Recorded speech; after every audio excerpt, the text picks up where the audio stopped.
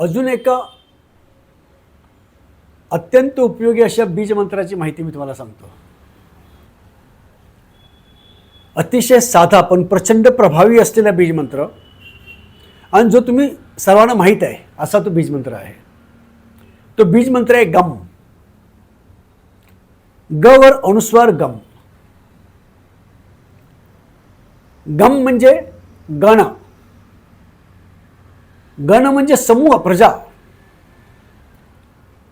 तर या मंत्रामागचं रहस्य असं आहे की हा बीजमंत्र प्रजेला, सभेला, लोकांना, समूहांना आकर्षित करणारा बीजमंत्र आहे. आणि एक उदाहरण जर द्यायचं झालं तर लक्षात येईल की लोकमान्य टिळकांनी 2 उत्सव सुरू केले. एक म्हणजे सार्वजनिक गणेशोत्सव, लगेच सर्वांना आठवतो. दुसरा शिवछत्रपती जयंती उत्सव. बघा, शिवछत्रपती जयंती उत्सवाला किती उत्साह, किती लोक जमतात याच्याविषयी मी काय फारसं बोलतच नाही. तुम्हीच परीक्षण करा.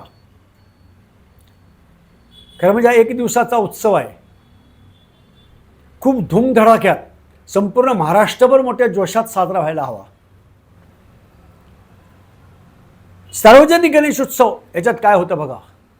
फक्त 14 गणेश मंडळातून सुरू झालेला हा उत्सवात करोडो गणेश मंडळ साजरा करत आहेत. आणि प्रत्येक या उत्सवाबाहेर लोकांची प्रचंड गर्दी, 10 दिवस लोकांची प्रचंड गर्दी असते. जणू एखादी या जत्रात भरलेली आहे.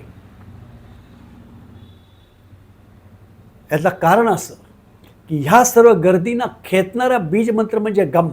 गम गम किंवा गंग गंग गंग. गंग केव्हा म्हणायचा आणि गम केव्हा म्हणायचा हे आम्ही मंत्रशास्त्राच्या कार्यशाळेत व्यवस्थित समजावून सांगतो. तर मुद्दा असा की गम गंग गंग हा जो बीजमंत्र आहे तो लोकांना आकर्षित करणारा बीजमंत्र आहे. त्यामुळे जर तुम्ही राजकीय क्षेत्रात असाल, नेते असाल, पुढारी असाल, PRO असाल, लोकांशी तुमचा संपर्क सतत होत असेल, तुम्ही सतत लोकांच्या मध्ये, समूहामध्ये असाल,